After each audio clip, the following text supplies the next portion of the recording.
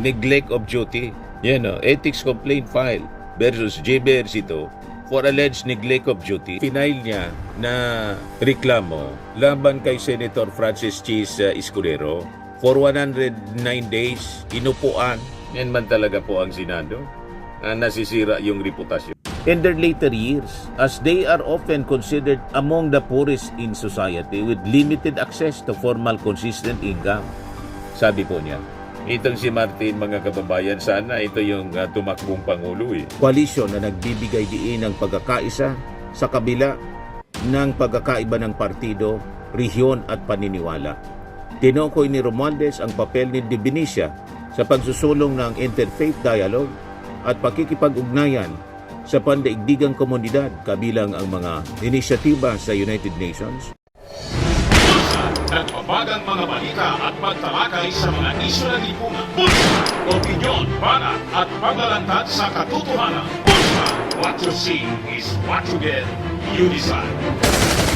Hello po mga kababayan, si Dante Maravillas. Ano niya, Mr. Maravillas, yung issue ngayon? Pag-usapan natin ngayon mga kababayan, yung ethics complaint laban kay JB Ejercito. Kasi siya chairman ng Ethics Committee.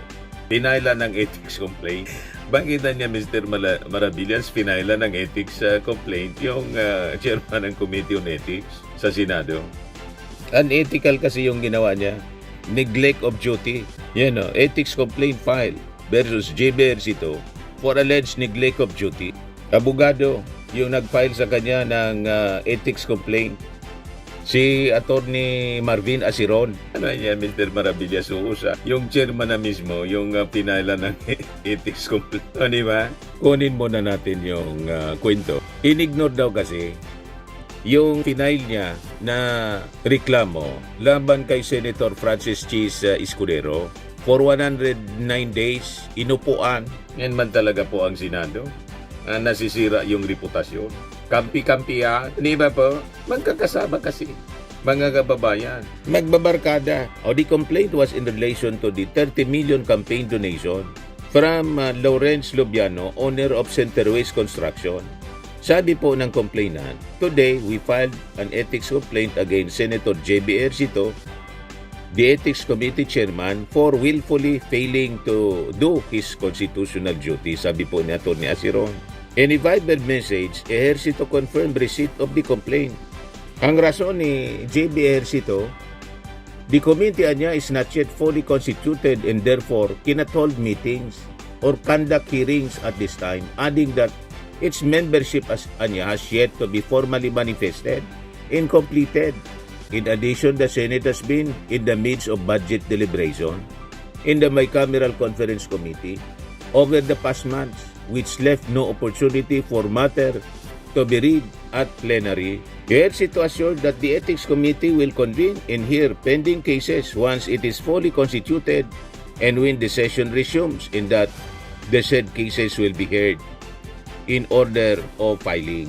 Nainis na mga kababayan yung complainant. Siya na yung pinailan ng ethics complaint, mga kababayan, yung mismo ng chair. Lalo yan di uusa. Kaya lang siyempre, constitutional mandate. Baka lalong lumala, mga kababayan. Sa legal practice kasi, mga kababayan, sa ating pagkakaalam, ang unang hakbang sa due process, docketing, kapag walang docket, walang proseso.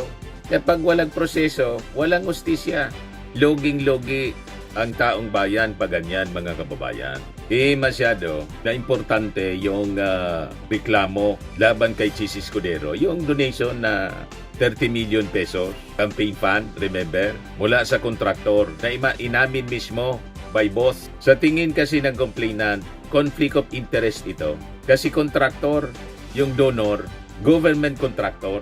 So, ito ay factual, sapat na factual question sa ethics inquiry kapag kasi ang isang public official, mga kababayan, ay tumanggap ng campaign donation mula sa government contractor, may legitimate na public interest na siya sa atin kung may conflict of interest, mga kababayan. So ang tamang sagot sa ganitong aligasyon dapat investigasyon. Tama po. So ang depensa, paliwanag ni JB Ejercito, hindi daw fully constituted yung committee. Hindi operational, walang quorum. Cases will be handled in order, filed kapag operational na. So sa surface mga kababayan, parang procedural yung kanyang paliwanag. Pero dito po pumapasok yung constitutional problem. Kasi po yung unang-una, yung institutional duty mga kababayan cannot be suspended. Ang Ethics Committee is not an optional body. Permanent mechanism ito ng Senado para sa accountability po. Kung hindi pa po constituted, obligasyon po ng leadership na buuhin ito. Tama po. Hindi po pwedeng gawing palusot o dahilan ang internal structuring para hindi gumalaw ang isang formal complaint, mga kababayan.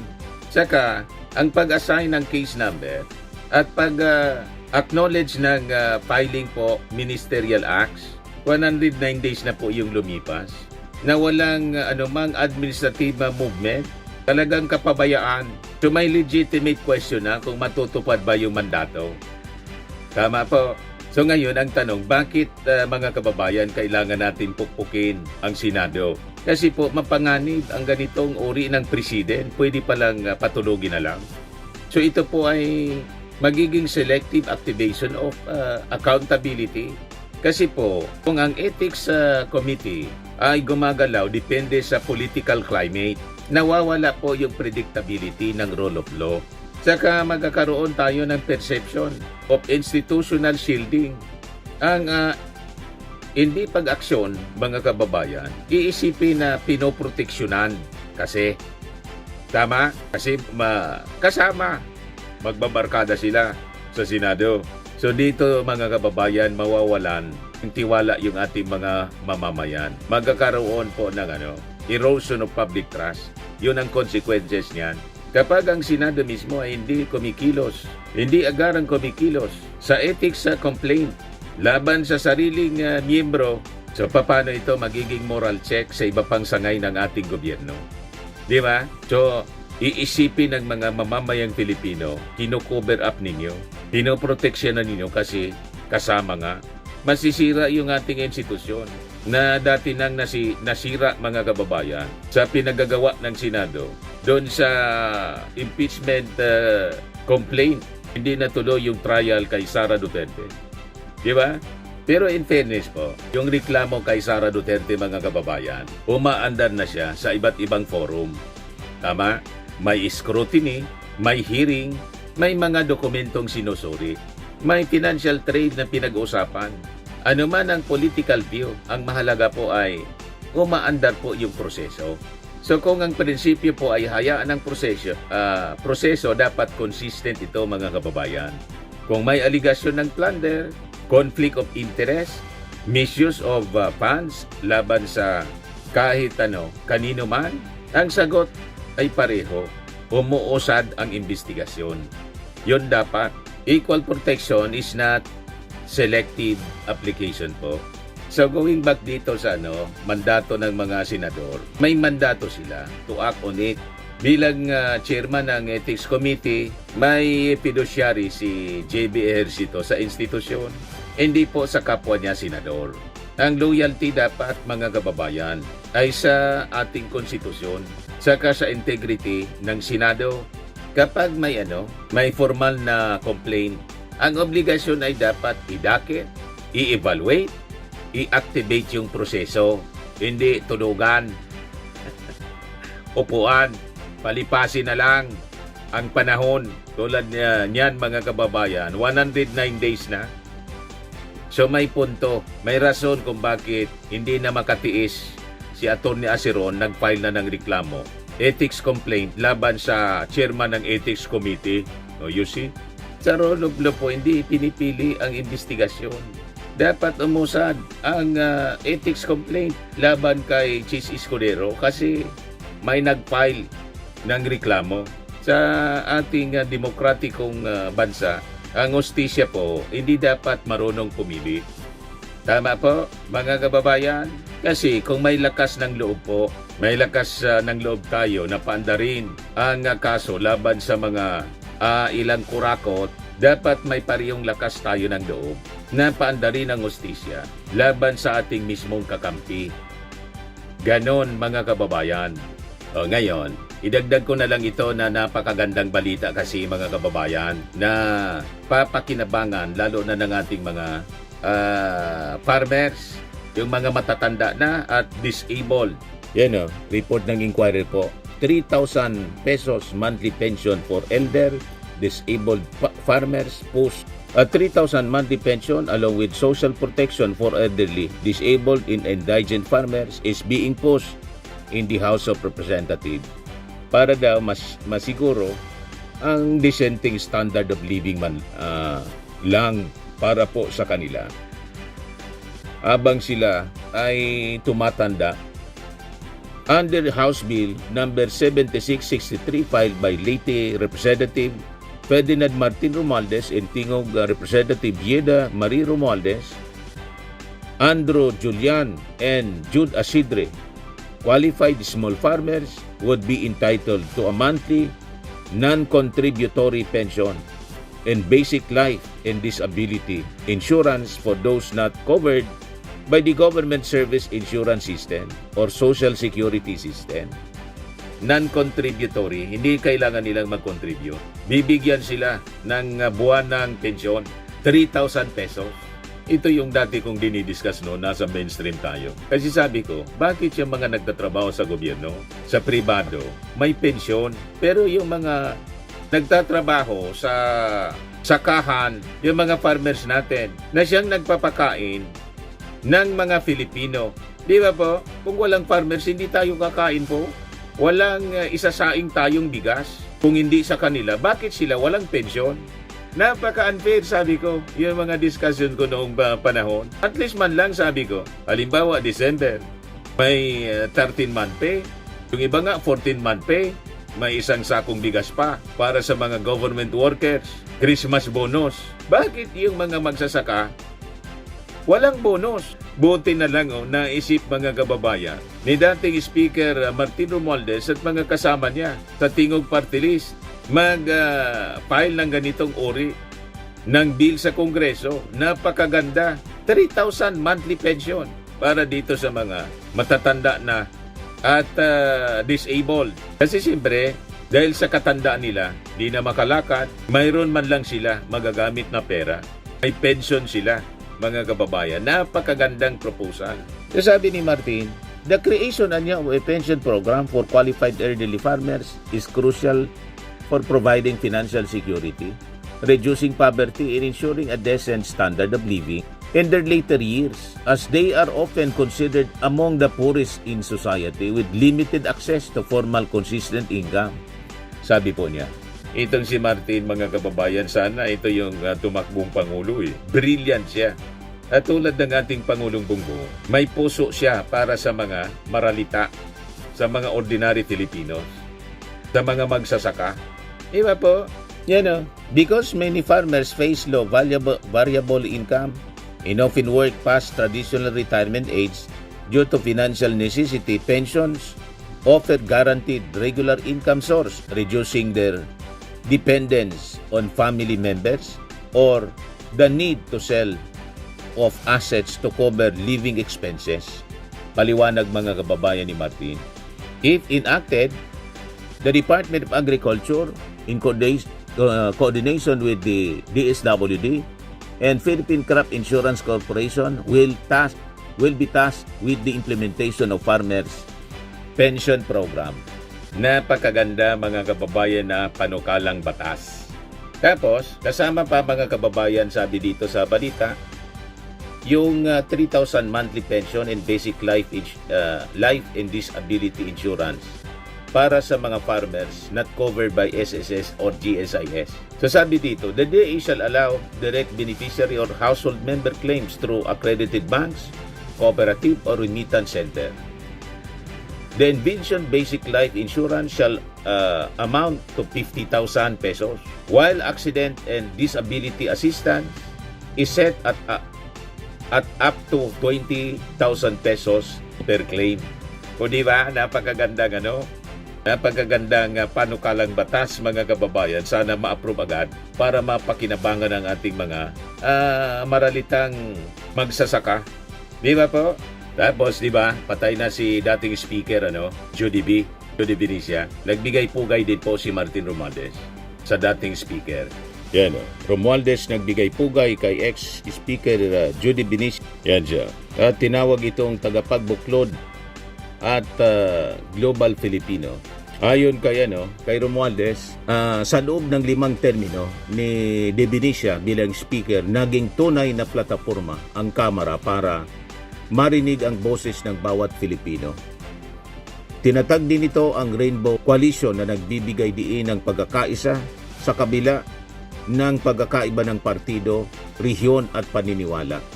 Tinukoy ni Romualdez ang papel ni De Benicia sa pagsusulong ng interfaith dialogue at pakikipag-ugnayan sa pandaigdigang komunidad kabilang ang mga inisyatiba sa United Nations para sa kapayapaan at pagkakaunawaan ng iba't ibang pananampalataya. Sabi ni Romualdez, si Speaker Joe ay nagtayo ng mga tulay, nagbuklod-buklod ng magkakaiba at nag-iwan ng pamana na magtatagal lampas pa sa kanyang panahon. 5 times na naging speaker, mga kababayan, si Judy B. Siya yung longest serving speaker po. Magaling na politiko si Judy Benicia. Ang asawa niya, taga rito sa amin, taga Kamali, si Manay Gina De Benicia. Kaya lang tumakbo siya sa pagkapangulo, Vice President si GMA. Ang nanalo po si ERAP, hindi nanalo si Judy B. Ngayon, sa isa pang importanteng balita, mga kababayan, na gusto kong ibigay sa inyo. Ito po yung interview kay Batangas Representative Jinky Luistro, Chairman Committee ng House Justice Panel. So sabi dito sa balita, as reported ng DCNM, si House Justice Panel Chairwoman Jinky Luistro lists down the 5 new requirements to fast-track the impeachment process in the House of Representatives. She noted none of the 3 impeachment complaints filed against Vice President Sara Duterte used the express lane or second mode of impeachment. Para may update po tayo sa impeachment complaint filed laban kay Sara Duterte. Naman po usad naman ito na mapupunta yung ginawa natin sa impeachment complaint against President Marcos. Ganyan din po ba yung ruta nito? Hihimayin din in form, in substance, pagpuputuhan, the same process. You will remember, Alvin, no? Si Alvin and Chico, the second, interview. and even the third, yung final kahapon. Opo. Against the Vice President, were all filed under the first mode. This is by private individuals endorsed by House members. Correct. So to your question, same procedure po ba ang mangyayari? Yes. And as to when mag-start ang Justice Committee, kung kailan po ito i-refer ng plenary sa ating komite. In other words, hanggat wala pong referral ang plenary nitong mga impeachment complaints na ito papunta sa Justice Committee, the Justice Committee cannot take any action on the said complaints. Okay. So ganun pala yung proseso, no? Pero kakayanin pong aksyonan ito bago yung break. Kasi may break somewhere in March, di ba? Nakalimutan ko na naman i-check kung kailan eksakto yung break. Alam ko may break eh. May Holy Week break dyan eh, somewhere. Yes, I understand. Nakalimutan ni We have a break. Jinky, This is one Luistro. thing na kailangan din nating liwanagin, no? Because the Honorable Supreme Court has, with its recent resolution, the January 28, 2026 resolution, changed the definition of session day for purposes of impeachment, di ba? It does not necessarily follow the practice of the legislature when we speak about session day, no? Under the new definition, session day is equivalent to a calendar day so long as the House of Representatives holds session. Ang question, Alvin, paano pag nag-recess? Kaya nga. Di walang session, di ba? So how do we count now the number of session days, no? And even the Justice Committee, I agree, is affected by that decision, by that definition, because we are bound to finish the proceedings before the Justice Committee without going beyond the period of 60 session days, no?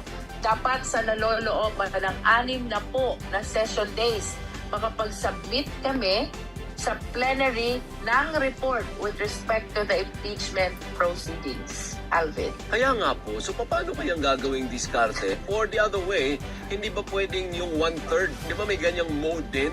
Is it possible, Congresswoman, na mag-shift sa ganung mode? Or pag nasimulan mo na yung ganitong mode, nakatali ka na dyan? Tama ka doon, Alvin, no?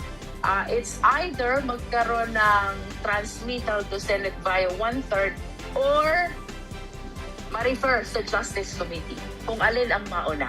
Because these are the two ways of initiating an impeachment complaint.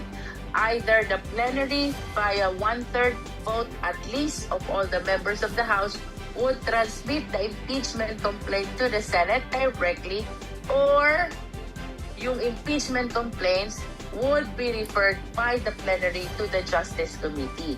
Pero ipaalala natin, Alvin, even that second mode, the 1/3 vote or signature of at least all the members of the House, ay marami ng requirements ngayon under the decision and the subsequent resolution Pinahirap of the Supreme po Court. yung proseso. Ito pong kung tawagin natin for the past Pinahirap ng impeachment Supreme Court. processes ay express lane is not that express anymore. Sapagkat ayon po sa Supreme Wala Court, nang express number lane 1, po. dapat nakalakip ng ebidensya. Number 2, dapat sufficient ang evidence to support the impeachment complaint. Number 3, dapat mag-issue ng notice to the respondent and the respondent should be given time to answer. Number 4, the physical copy of the complaint along with the evidence should be given to the individual members at the time of the approval of the impeachment complaint in the plenary. And of course, number 5, we should give ample time to the individual members to assess, study the impeachment complaint along with the evidence before they arrive to their respective judgment. Itong 5 ito. So, magkakaroon na Alvin, parang are mini formalities trial na that sa need to be Congress. observed before transmitting the impeachment complaint Imbes yung to trial the sa Senado. Senate, no? So, Ganon in effect, mga kababayan, yung mangyayari. But anyway, sige lang, tuloy lang mga kababayan para mapakinggan na rin natin ang mga ebidensya, mapag-usapan na sa Kongreso mismo at malaman ng ating mga mamamayang Pilipino. Di ba? So yun po mga kababayan yung mga developments Max ngayon. framing and lifting cream, pinapahid po sa mga pulses in affected area. Mainam po sa paninigas ng mga kaso-kasuan. Ito naman po, Automax Radiant Serum. Sa mukha naman yung application, anti-aging po siya. You will look 10 years younger than your age. Sa mga cancer patients naman po, baka lang gusto ninyo itong itry. Neng siya red mixed fruit drink. Hindi mo po siya gamot, food supplement siya. Kaya lang, gawa siya mga kababayan sa goji berry. Yung goji berry may anti-cancer properties. O ngayon, yung mga inquiries ninyo, dumiritso na lang kayo sa aming messenger sa Facebook para masagot namin agad. Ayos pa? Ayos na ayos niya, Mr. Maravilla. Sa mga nagana po ng malinis and spacious fitness gym, pumunta lang po kayo sa aming Colossal Fitness Gym. May Grab car rental din po kami. But anyway, ito po pala yung aming bagong product na binibenta online. I am worldwide amazing pure organic barley powdered drink mix from Australia. Negosyo to ng aking anak na architect entrepreneur Riz Maravillas. Ayan po. Kontakin na lang po ninyo siya, Riz Maravillas on Facebook. Ang mga health benefits niya, boost immunity, improves digestion, enhance energy levels, packed with antioxidants, prevent cancer. Ito naman po yung bago naming product na binibenta online. Eye Glow Serum, whitening po siya. Tingnan ninyo yung epekto sa aking anak na architect before and now. Yung mga inquiries po ninyo, dumiretso na lang kayo sa kanyang Facebook account, Riz Maravillas.